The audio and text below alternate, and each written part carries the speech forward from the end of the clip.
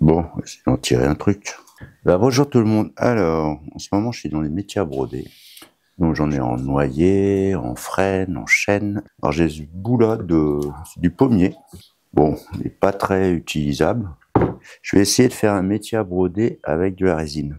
Le but, ça va être d'enlever tous les trucs là. Voilà. Pour pouvoir faire un moule après. Et puis couler de la résine. Et puis après, faire le métier dedans. On va voir ce que ça va donner. Je sais pas du tout. Je vais un peu au hasard. Mais bon, ça m'embêtait de mettre ça à la poubelle. Je me suis dit, tiens, on va essayer de faire ça. Sinon, je voulais vous dire merci à vous. J'arrive à 4000 abonnés. Je croyais vraiment pas avoir autant d'abonnés. Et si vous voulez que je fasse une FAQ, un truc comme ça, vous me le dites en commentaire. Puis posez à ce moment-là des questions. J'y répondrai, pas de problème. Pour l'instant, ça ressemble à du gruyère. Il n'y a plus grand-chose. Mais bon, on va en faire quelque chose, ça, c'est sûr.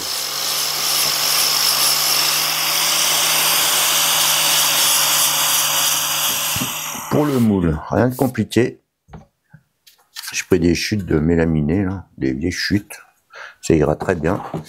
J'ai recoupé les bandes là pour c'est pratique. Donc pour ça, par contre, avant toute chose, l'emballage sur le mélaminé. Sinon, la résine, elle colle sur le mélaminé. Et après, c'est impossible de l'enlever, hormis de le raboter. Enfin, bon, une galère, quoi. Donc, pareil pour les bandes. Une fois que ça c'est fait, alors j'ai pris de la colle à action montage adhésif. Bon, après, je dirais qu'à peu près tout marche. Faire un bon joint pour éviter que la résine coule, parce que sinon c'est un petit peu galère. Le but du jeu, c'est quand même de faire un moule à peu près étanche. Hop, bien sûr le côté où on a mis le scotch qui va être à l'intérieur. Voilà. On va mettre des petits serre-joints.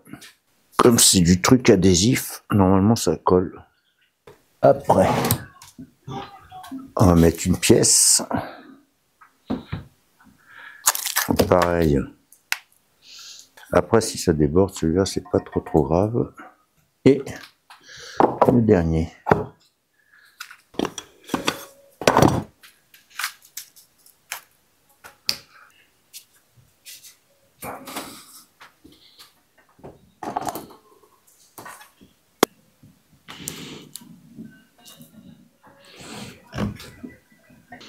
Voilà.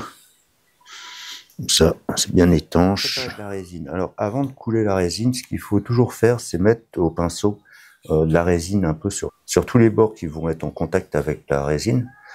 Parce que sinon, en fait, la résine va rentrer à l'intérieur et ça va faire des bulles d'air après qui vont s'échapper. Donc comme ça colmate bien tout le bois et après, on n'a plus de soucis de bulles d'air. Je prends, moi, c'est de l'Epodex.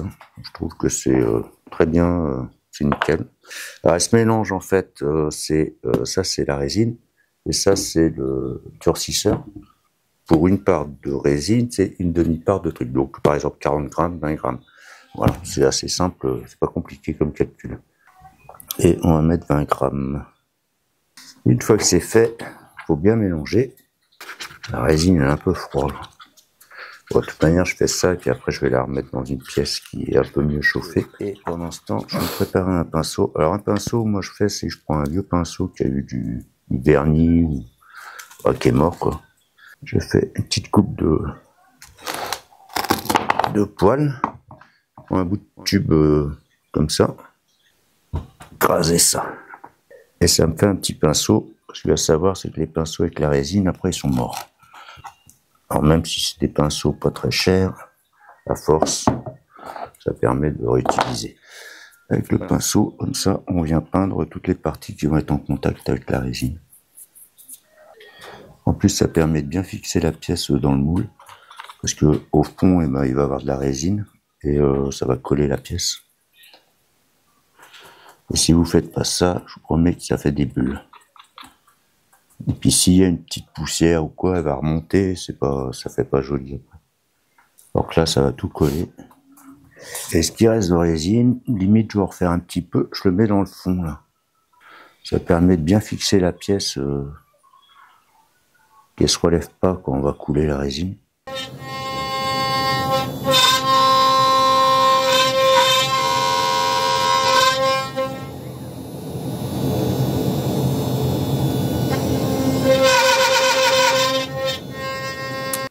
Alors, je suis désolé, j'ai oublié un peu de filmer. Donc, ce que j'ai fait, c'est que j'ai coulé de la résine, hein, tout simple. Je les ai coupés à la bonne taille, rabotés. Comme vous avez pu le voir, je les ai passés, j'ai fait des mortaises à la CNC. Et là, en fait, vu que j'ai fait beaucoup de métiers en ce moment, j'ai fait des petites cales. Alors, je vous mettrai un petit encart des photos de métiers à broder que je fais. Et en fait, comme ça me cale pour faire l'arrondi. Au lieu de faire des mesures, etc., je mets une petite cale ici.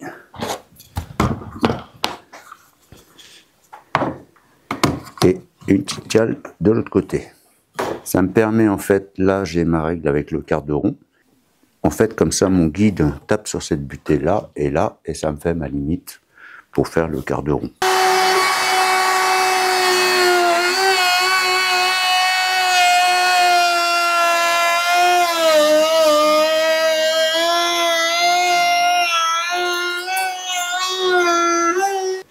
Bon, comme je disais, après vous en avez partout. Ça me rappelle quand je faisais les tables rivières, il y en avait partout à chaque fois.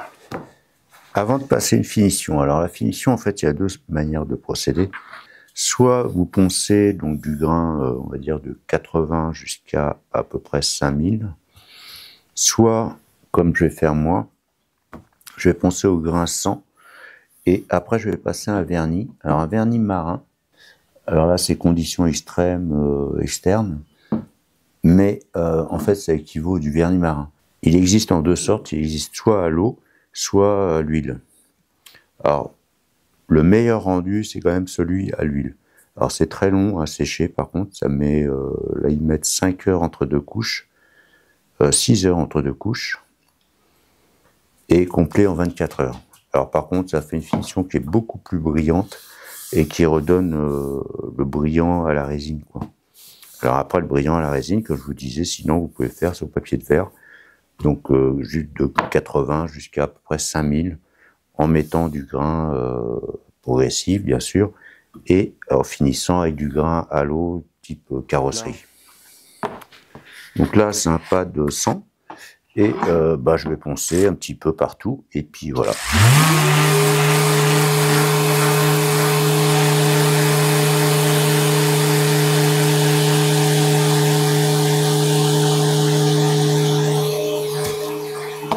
Alors, toujours ma technique, moi, avec mon sac.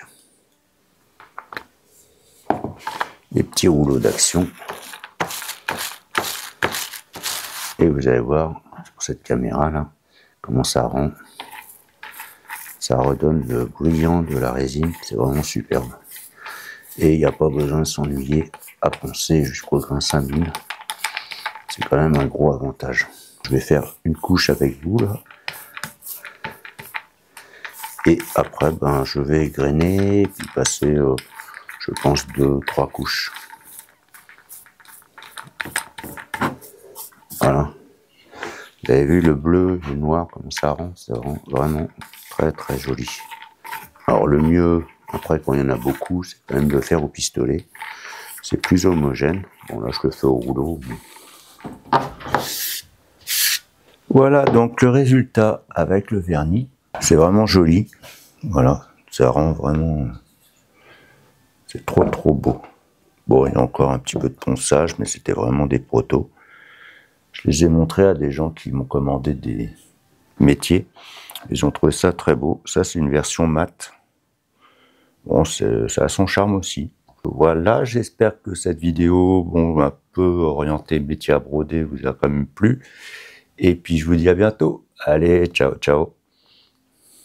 Ah oui, si, j'ai fait, tant qu'à faire, je vais faire un peu de pub. J'ai fait aussi une version en noyer, vous voyez. avec du noyer.